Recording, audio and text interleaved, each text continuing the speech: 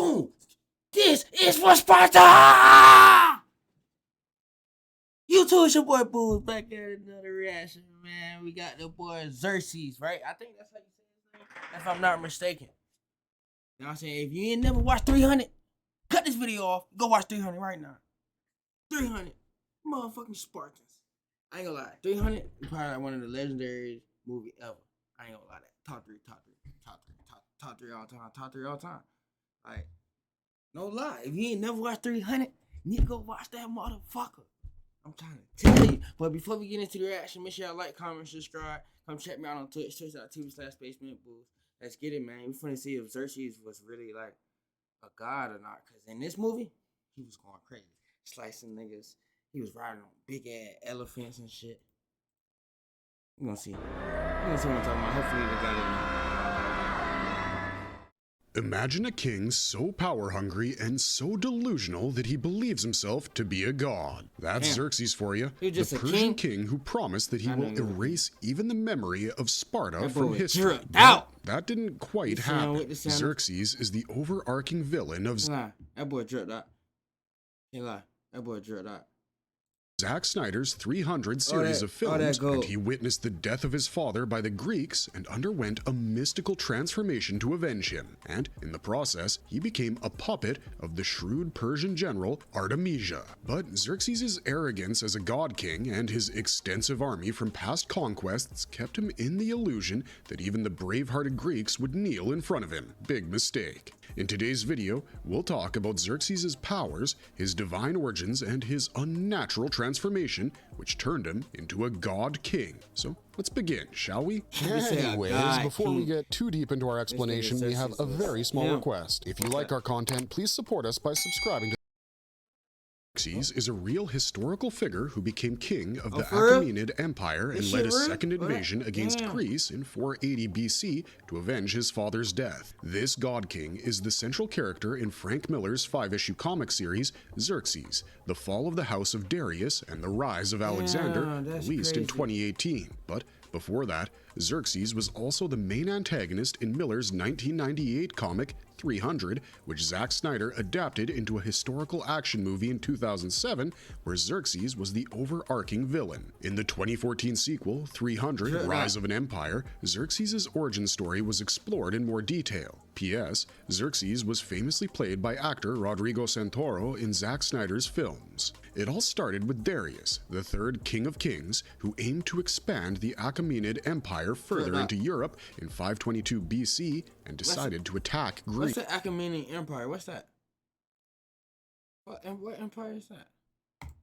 But the movies show that before the Persian forces could fully prepare for battle, the Athenians attacked their fleet and Darius was struck by an arrow fired by Athenian general Themistocles. Xerxes, son and successor of Darius, saw the arrow coming and tried to save his father, but failed. Wounded and near death, Darius realized the might of the Greeks and decided to negotiate a truce. However, before he could clearly tell Xerxes this, the Persian naval commander Artemisia pulled the arrow from Darius' chest and killed him, and Darius never got to pass on his final wish for a Persian-Greek truce to Xerxes. From here, Artemisia began her manipulative schemes, brainwashing Xerxes into proclaiming himself a god king. While a grieving Xerxes wandered alone in the desert searching for his divine identity, Artemisia slaughtered his loyal generals and took control of the Persian Empire herself. During his desert journey, Xerxes came across a hermit's cave and, through dark magic, he was stripped of his humanity and transformed into a god king. Unaware of his father's dying wish, Xerxes then set out to conquer the entire world.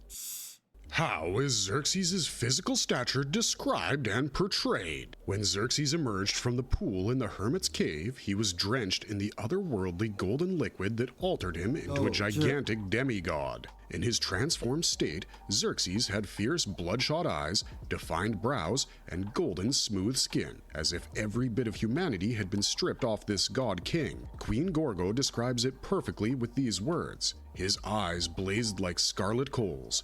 He was stripped, cleansed, glabrous, and smooth. He was reborn a god." Some netizens have also pointed out that Xerxes' portrayal with hairless skin, the coal-lined eyes, the golden eyeshadow, and even the lip liner was to suggest... he dread out.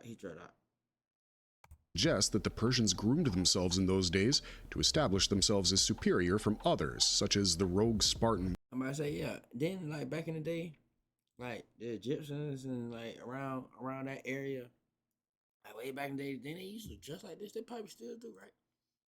Warriors. Xerxes towered at around 9 feet in height, making his subjects look like miniatures in front of him. Damn. After his supernatural rebirth, Xerxes strutted around in an almost bare body, except for a golden loincloth-like metallic garment and a flowy cape woven out of a sheer dark cloth, further highlighting his imposing silhouette. But what makes Xerxes' appearance all the more visually striking are the intricate gold piercings and ornaments that cover his chest, arms, neck, face, head, torso, and even legs. Gold chains run crisscrossed across his hairless head, while an additional ornament adorns his face diagonally. He's got multiple piercings on his cheeks and brows, along with a nose ring. Xerxes has collar-style necklaces stacked up on his neck and wears the last one as a harness, with the chains running across his chest and back. To add to his godlike stature, Xerxes rides a massive throne on wheels, which are literally made of human slaves who are chained, whipped, and forced to run, turning the chariot forward. The terrifying human chariot itself is richly decorated with gold and intricate designs, and so is Xerxes' dark horse. Bro, the chariot itself is heavy, bro. Then he on his big ass. They ain't talking about his horses, man. The people that's on it up, man. Fuck, bro. Damn. It itself is richly decorated with gold and intricate designs, and so is Xerxes' dark horse. How did Xerxes battle Leonidas at Thermopylae? In the 2007 movie 300, Xerxes is first mentioned in the opening scenes when a Persian messenger meets the Spartan braveheart, King Leonidas, played by Gerard Butler. The messenger demands that Leonidas accept Xerxes' offer of allegiance, promising to spare Sparta from complete destruction. He warns, Xerxes conquers and controls everything he rests his eyes upon. He leads an army so massive it shakes the ground with its march.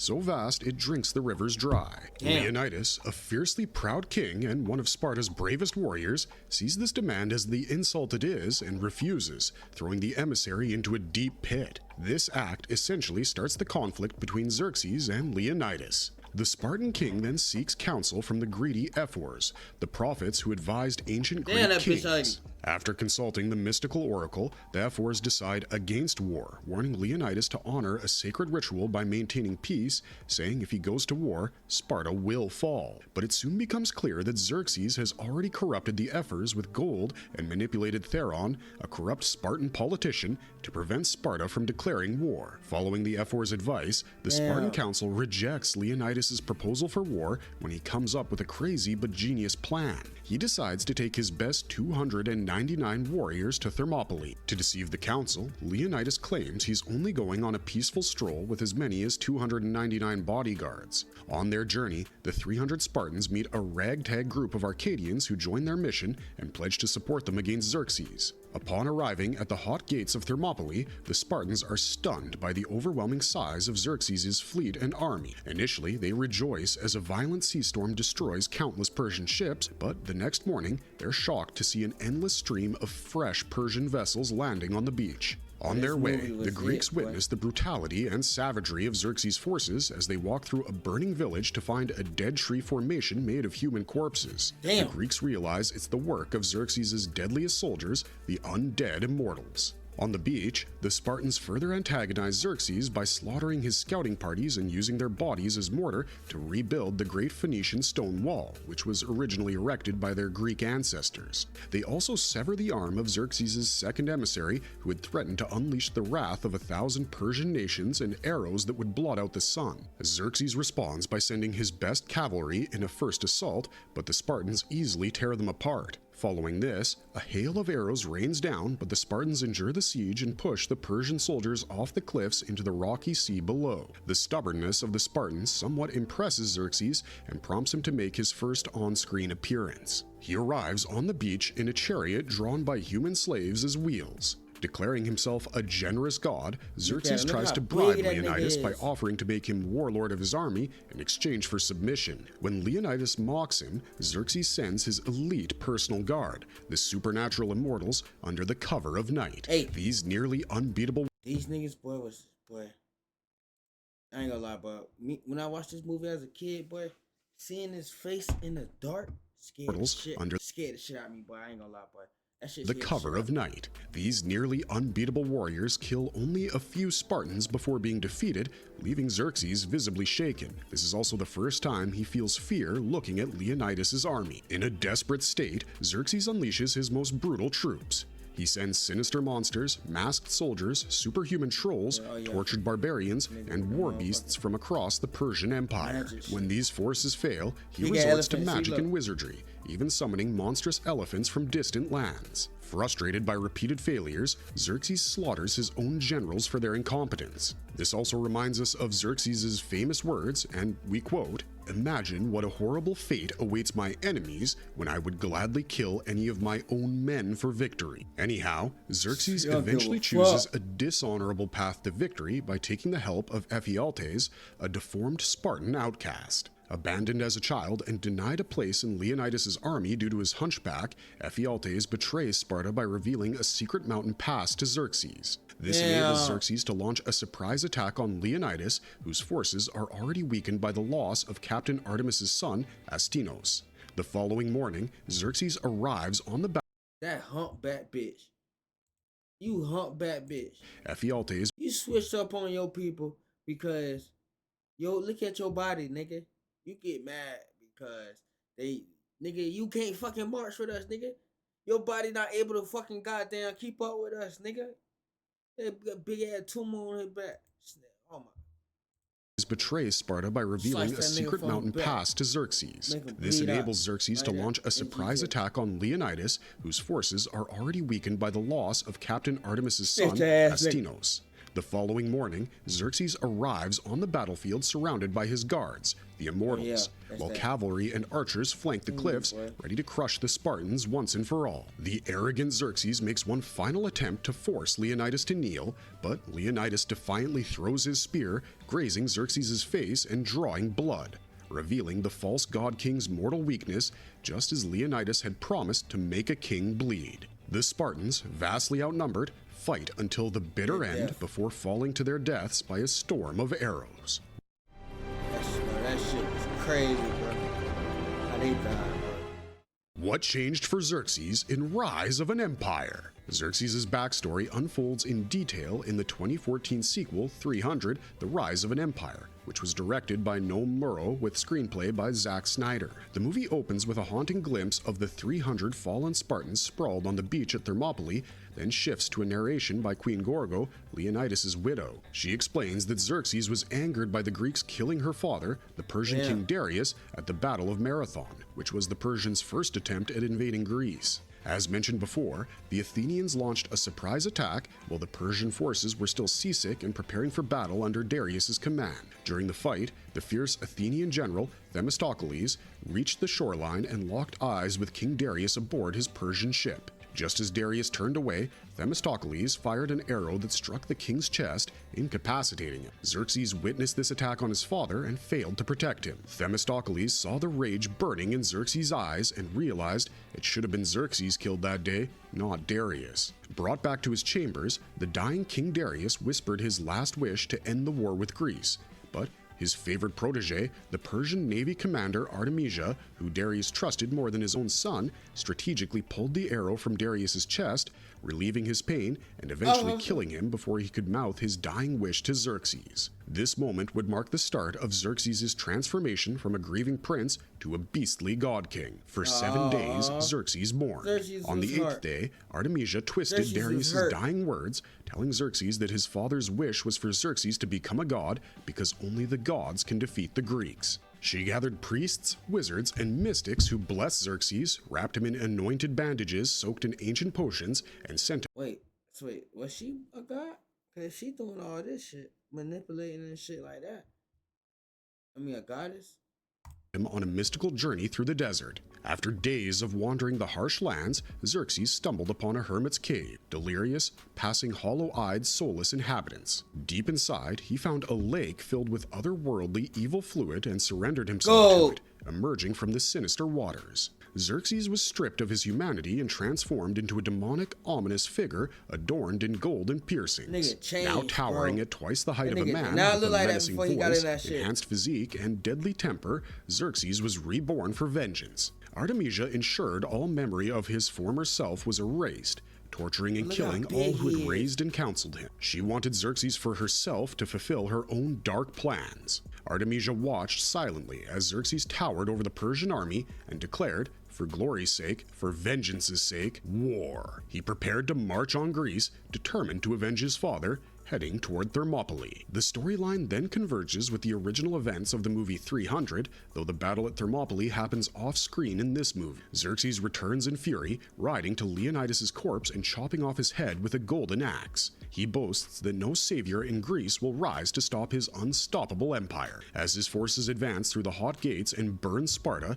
Xerxes meets the Spartan traitor Ephialtes and issues a threat to Athens that it will soon suffer the same fate. Holding Leonidas' severed head as a trophy, Xerxes mocks Greece's defeat. Meanwhile, Themistocles and his small fleet of 50 ships prepare to face the Persian navy in the Aegean Sea at the Battle of Artemisium. They trap the Persian ships in a narrow crevice by pretending to retreat and then attack from the cliffs above. Themistocles' strategy impresses Artemisia, who becomes obsessed with the Athenian warrior and attempts to seduce him to the Persian side. When he refuses, the Persians ignite the Athenian fleet and an explosion seemingly kills Themistocles, pierced by Artemisia's countless arrows. Believing him dead, Artemisia orders retreat, but Themistocles survives and learns of Leonidas' fall. He confronts Ephialtes and, in exchange for sparing his life, sends a message to Xerxes that the Greeks are uniting at the Bay of Salamis for a final battle. Here comes another significant moment for Xerxes. Artemisia has taken complete charge of the battle from Xerxes, and paranoid about failing to kill Themistocles, she prepares her fleet for Salamis.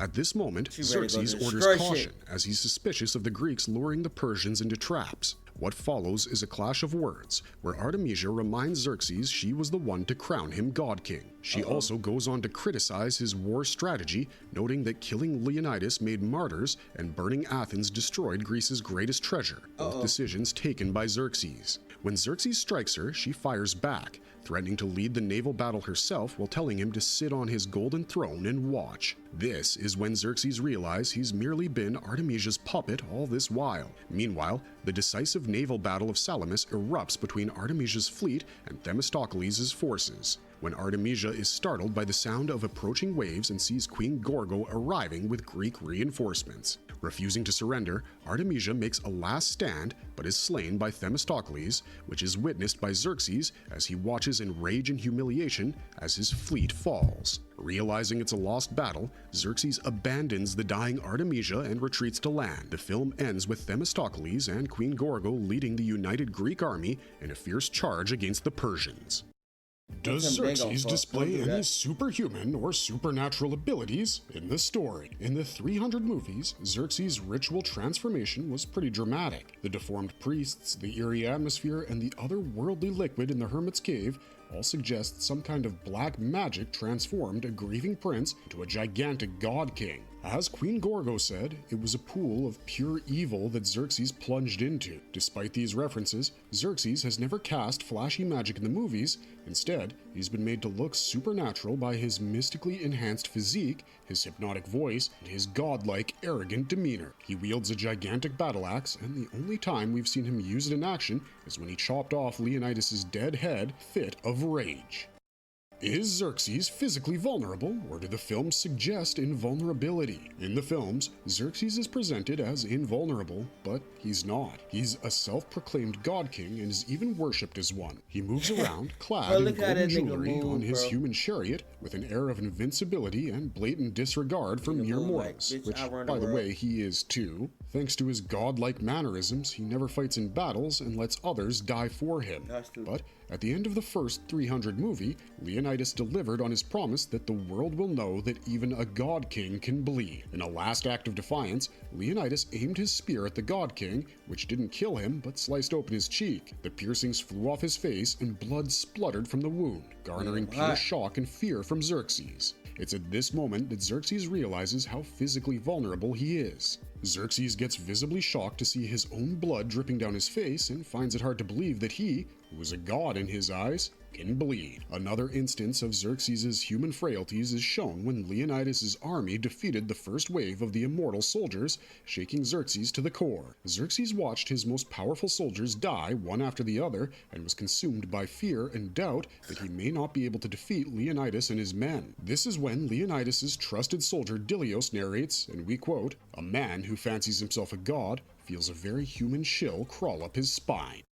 How is Xerxes' gender expression depicted in the film? They would have lost Xerxes' if that portrayal big in the humpback 300 series motherfucker of ain't films snitched. indeed blurs the traditional notions associated with masculinity. Yes, he is muscular and chiseled and speaks in a deep voice, but he's also depicted with strong feminine traits, such as Xerxes' cat-eyed makeup, highlighted eyebrows, and most importantly, his effeminate mannerisms. This is particularly noticeable when Xerxes places his hands softly on King Leonidas' shoulders, coaxing him to give up Sparta in exchange for a supposedly prestigious role in Xerxes' army. Eagle-eyed fans have pointed out the way that Xerxes places his hands or the angle of his face and his eye movements are all sexually suggestive, as if he was issuing a sexual threat to the king in the form of seduction. In a 2007 interview with Entertainment Weekly, director Zack Snyder opened up about Xerxes' mannerisms and said, "What's more scary to a 20-year-old boy than a giant god king who wants to have his way with you?" Thus, compared to Leonidas and his Spartan army, Xerxes' portrayal was largely androgynous,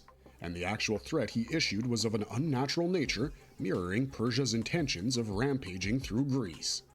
How does Xerxes compare physically to the immortals and other Persian warriors? The most powerful warriors in Xerxes' army were the immortals, who were also his personal guard. These supernatural humanoid soldiers were said to be the fiercest in all of Asia. Beneath their terrifying masks, the immortals have eyes as dark as the night, fangs instead of teeth. They have served the Persian kings for 500 years and are feared for their deadly fighting skills with the katana. To conceal their humanoid appearance, the immortals are typically covered in black clothing with silver armor. They're not only the most lethal swordsmen, but also have immense physical strength, superhuman speed, and unmatchable combat expertise. Xerxes sent a legion of immortals to battle the 300 Spartans at Thermopylae and watched the terrifying clash from atop the cliff. In terms of stature, Xerxes is much larger compared to the immortals, who aren't particularly gigantic, except for the orc-like creatures in their army. As a god king, Xerxes does possess expert swordsmanship, brute strength, and axe-wielding skills, but his battle skills are in no way superior to the immortals, or in fact the other members of the Persian army. Xerxes understood this, and hence chose to surround himself with the best of his army, the immortals. Why was Xerxes portrayed as a god? Back in ancient times, and even through the Middle Ages, people believed that kings were divinely appointed. They weren't just rulers, they were seen as the living representatives of the gods on Earth. Frank Miller took that idea and dialed it up big time when he created his version of Xerxes, someone meant to stand in stark contrast to the 300 exceptional men. And in doing that, Xerxes transformed into this towering, larger-than-life god king. The more despicable traits he had, the more evil he seemed, and honestly, that was the whole point. To craft a villain so loathsome you couldn't help but root for the Spartans. Now, Zack Snyder took that portrayal even further in the 300 movie, a film that, by the way, often gets heat for glorifying Greek biases and cultural superiority. But some of the things Snyder showed weren't just random, like there actually was a tradition in the Persian court where people honored the king by kneeling or even lying face down before him. The Greeks didn't get this at all. In fact, some saw it as humiliating, so when Snyder made everyone kneel before Xerxes in the film, it made sense. He was leaning into that cultural contrast. To really drive home Xerxes' dominance, Snyder didn't just stop at calling him a god king, he made him look like one. Towering height, sculpted body draped in gold, a mix of regal nobility and hyper-masculinity. But by doing that, Xerxes was also stripped of his humanity, and that made for a sharp visual and emotional contrast with King Leonidas, who, despite being a beastly warrior, still bled, still hurt, and still felt human. How did real Xerxes differ from the movies? Frank Miller's comics and the 300 movies definitely spiced things up when it came to portraying historical figures, especially Xerxes. Now, in real life, Xerxes may have been a bit of a whimsical prince, sure, but he was also a solid warrior who led the Persian troops against Greece with real intensity. Also, in terms of appearance, the real-life Xerxes did have a head full of hair and a beard as well as a mustache. History doesn't exactly paint him as this larger-than-life flamboyant god king we see on screen. He was more of a symbol of Persian sophistication. And no, he didn't cower behind his armies or rely solely on Artemisia for safety. The real Xerxes, he was out there, a capable hands-on leader of his forces. But of course, the books and movies throw in fantasy for dramatic effect, and his over-the-top portrayal is part of that. Considering his noble bloodline, sure, he might have had a commanding presence, maybe even felt 10 feet tall. But there's absolutely no record of him diving into a hermit's cave, bathing in a golden lake, and emerging with a monster body and a voice deeper than the ocean, as well as a body full of piercings. And those mutants and monsters in his army, yeah, those didn't exist either. Now, the Immortals, they were real. They served as Xerxes' personal guard, but the name Immortals came from the fact that they were so large in number that one fallen warrior was instantly replaced by another. Not because they were undead. Visually, no doubt, the 300 movies are stunning, but history fanatics weren't thrilled. Many criticized the way Xerxes was reduced to an impulsive tyrant, when in reality, he was a complex ruler with solid warfare strategies. And here's something that's often overlooked. Both 300 movies are actually retellings. The first one's told by Dilios, Leonidas' loyal soldier, and the second by Queen Gorgo. Both had just lost Leonidas, both were trying to fire up the Greek resistance. So yeah, there's some dramatic flair. The exaggerated storytelling, it's not just for us watching, but for the characters in the movies too. That also explains the historical liberties, like Artemisia being way more important to Xerxes than she actually was, or how neither Xerxes nor his father Darius were at the Battle of Marathon. And that whole Xerxes sending an emissary to Leonidas bit, that was actually Darius, not Xerxes. Marvelous verdict! Well, let's just agree that Xerxes is one of the most interesting characters in the 300 series of movies, with all his complicated backstory and mystical physique. That shit crazy though. That shit crazy though.